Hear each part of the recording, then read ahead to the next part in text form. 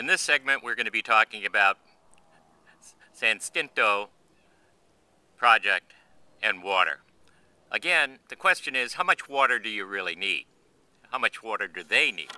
As we said earlier, San Stinto is going to be using 50% of the allocation of water for El Dorado County, half of it. So, what is water? What is a drink? Means different things to different people. Not too long ago, I was crossing the street in Ala Moana Boulevard in Honolulu. Further up the street, a half a block away, was a man sitting in the middle of the street. Just sitting there. Hundreds of people around, no one did anything. The traffic light was still red on the other side.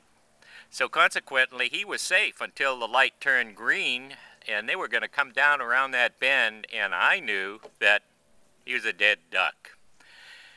There was a big Canadian guy next to me. I found out he was Canadian later.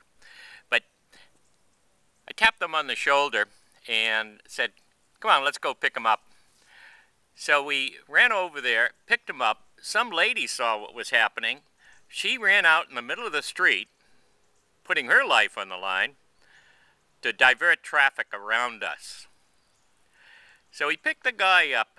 We get him over to the curb beside Discovery Bay, and his feet were a mess. Didn't have any shoes on. They were all dirty. Obviously, he was homeless.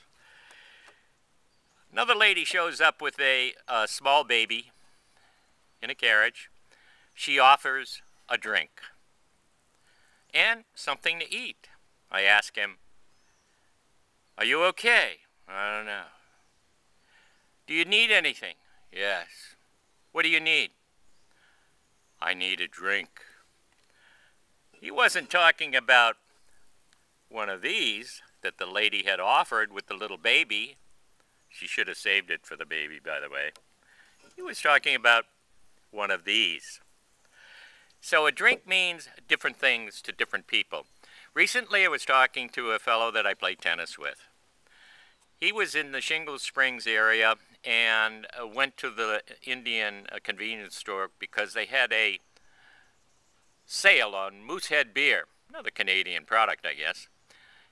So he asked the store owner, he said, "I understand you're selling Moosehead beer for $1 a can." He says, "Yes." He says, "How many cases do you have left?" He says, "I have 6. He says, "I'll take them all." So he's not a beer drinker. He just thought it was a great deal. But in every home, there's a lot of beer. So the question about how much water do you need to survive in Shingle Springs is all based upon what kind of a drink you have. Now, if you look at your inventory and you're counting on El Dorado Irrigation District, we call it EID around here, to provide you with enough water to survive on and to meet your needs. They kind of sign a contract with you making a promise. The promise is that they will deliver as much water as you reasonably need. Now there's a thing in life called fait accompli. It's a French word. And what it means is act of God, act of nature, whatever, but when that act occurs, all bets are off.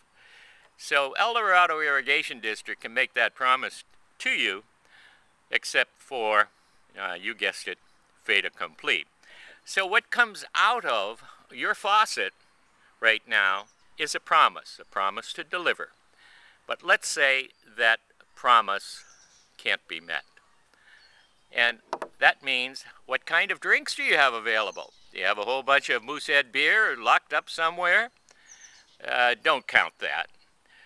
Or do you have a whole bunch of these? Now, these will only go so far, right?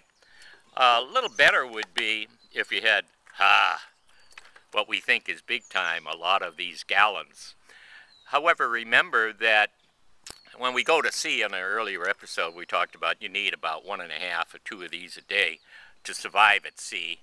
And how many of those do you have?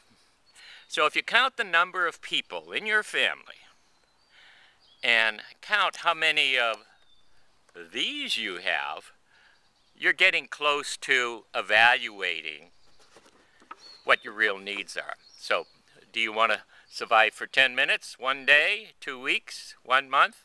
Just depends upon when this is going to come back online. And if it's a fait accompli, no one really knows. So, how much water do you really want and how much do you really need? A few years ago, I'm passing I love these old stories. Old guys like to tell stories. Some people like to hear them. I'm in this parking lot. It's asphalt.